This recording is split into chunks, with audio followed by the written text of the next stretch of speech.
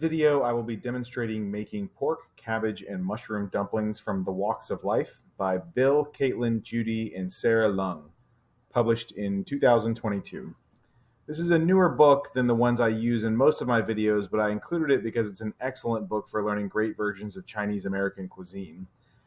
I've heard some criticism of this book along the vein of that it isn't authentic to the cuisine you would eat in mainland China, and having been to a few places there, I would agree with that assessment, but I don't think it's intended to be that.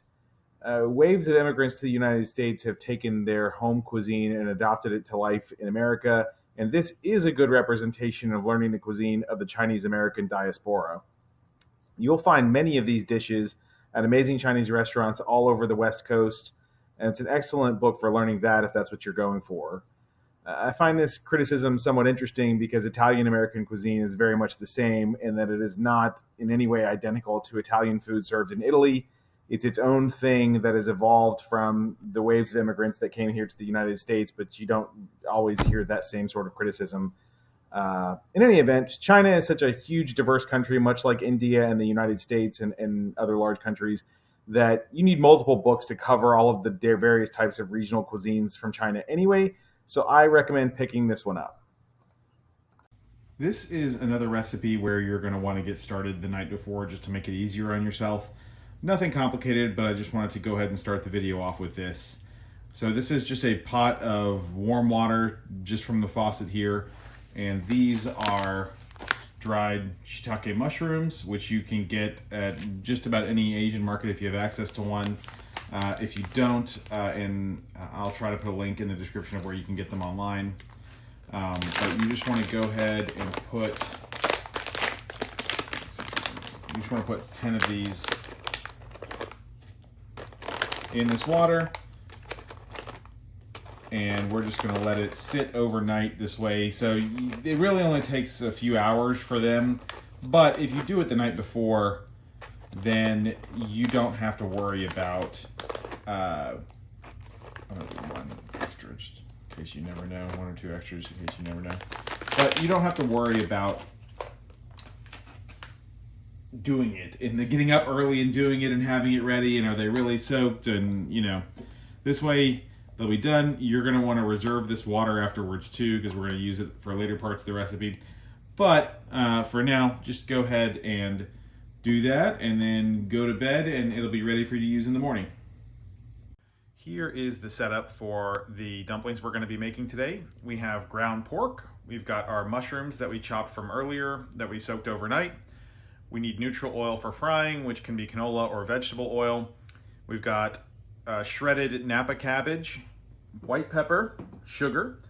We've got, this is a fresh piece of ginger that we're going to grate. And now we're getting into some specialized Asian ingredients that you will likely need to go to an Asian market to source. But we've got roasted sesame oil, which could also be called toasted sesame oil in different cookbooks. We've got Shaoxing wine, which is very common in Chinese cuisine. So if you want to get deep into Chinese cuisine, you definitely want to get that. We've got thin soy sauce, which is also referred to as light soy sauce. And here we've got a package of Shanghai style dumpling wrappers, which was in the frozen section of my local Asian market.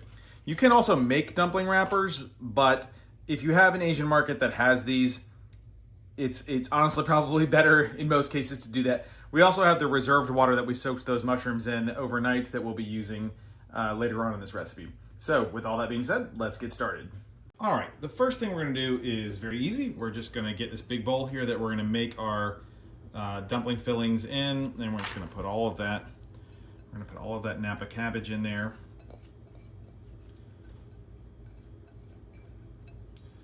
And then we're gonna toss it with about a tablespoon, or sorry, not a tablespoon, a teaspoon of salt. And just go ahead and mix all that up. And that salt is actually going to pull out the juices from the cabbage. All right. And so this is actually going to sit for about 30 minutes to let the salt do its work in this cabbage, and then we will pick it up from there. The cookbook, by the way, says don't let it sit for more than 30 minutes. So you want to have your timings down pretty good on this one. All right, see you at the next step. All right, the next step is at our wok on the stove. We want to get this pan nice and hot. We're going to put about a tablespoon of oil in the wok. Good already. And we're just going to put our mushrooms in and start frying them.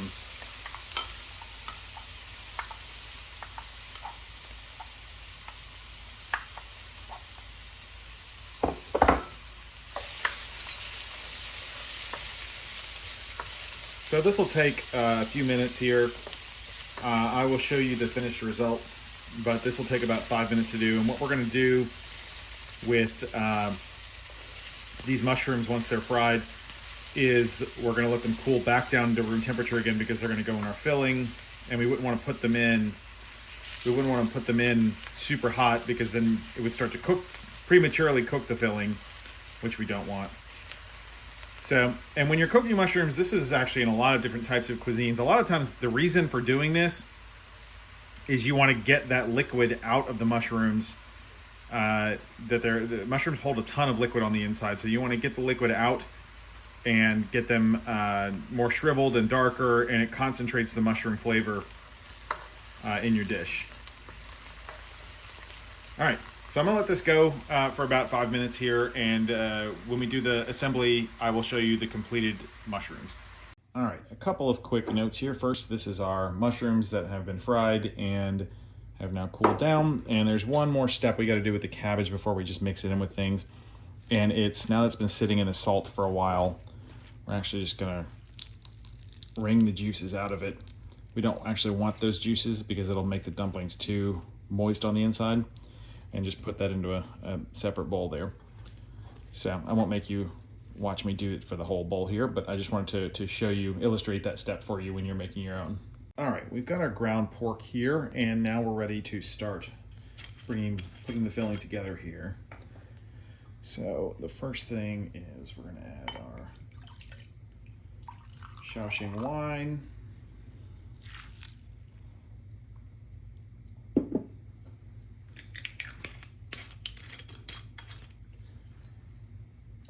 And the white soy sauce.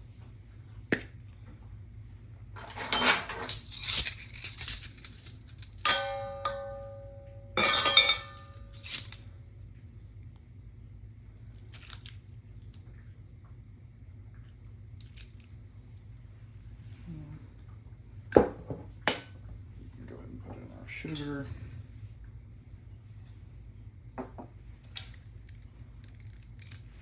And toasted sesame oil.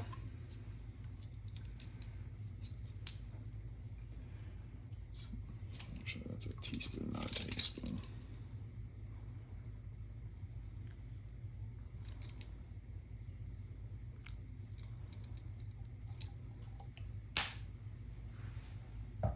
And actually, we'll go ahead and do the pepper as well.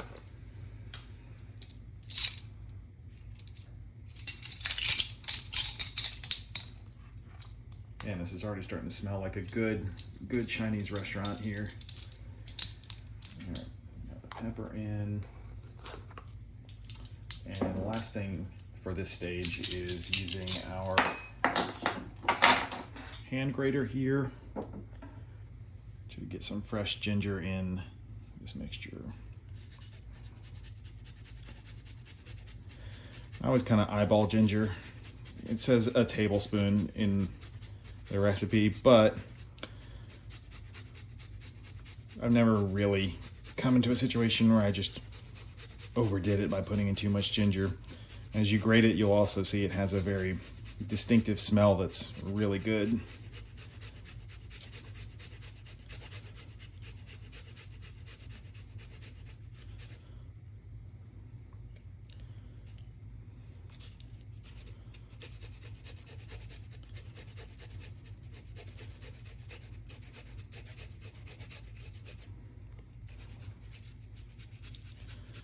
Almost done here.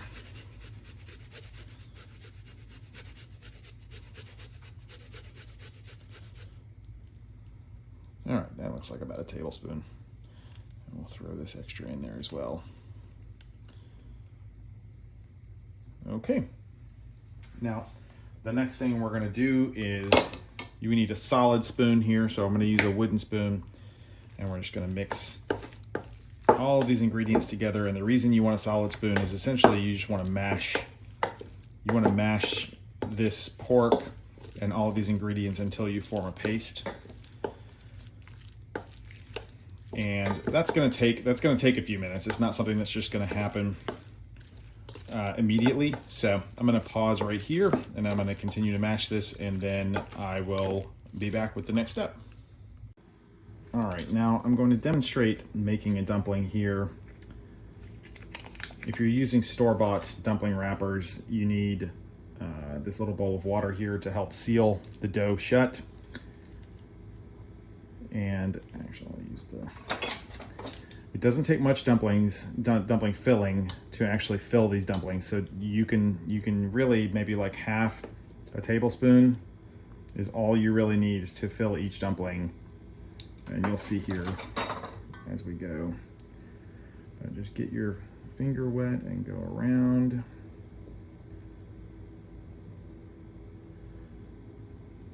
The edge so we can get all that moist.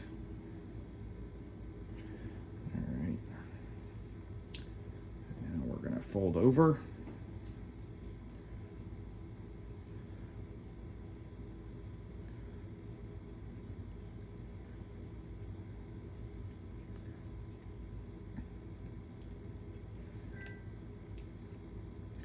And really press down, because you really don't want these to pop open in the steamer or the pan if you're frying them. And there we go. We have a nice completed dumpling here. So, all right, I'm going to continue making these. And once you get to this stage, this is the stage where if you want to freeze them for the future, when you finish making them, go ahead and just put them in a Ziploc bag and freeze them. Or whatever container, and put them in your freezer. And then we'll go on. You can pan fry these, you can boil them, you can steam them in a bamboo steamer, which is what I'm going to be doing today. But you can cook them however which way you want. But all right, I'm going to go ahead and continue making these, and then we'll see you at the wok. We have our wok going here, producing steam. So we're going to grab our bamboo steamer tray of dumplings, and we're going to set those right on top. And then we'll put our bamboo steamer lid on. And these are going to go for about 8 minutes. And then I will show you the final result. Okay, these are our dumplings. I chopped some scallions and garnished those on top. And I made a dipping sauce, the recipe for which is also in the book. The flavor on these came out really good, and it's stronger in a good way than the filling flavors that I get in most restaurants, particularly the prepackaged dumplings. These are just so much better. I ended up getting several dozen from this one batch, and so I've got a bunch in the freezer to use for the future. So if you love dumplings, definitely try out this recipe. And if you enjoy my videos, please like and subscribe, and we'll see you next time.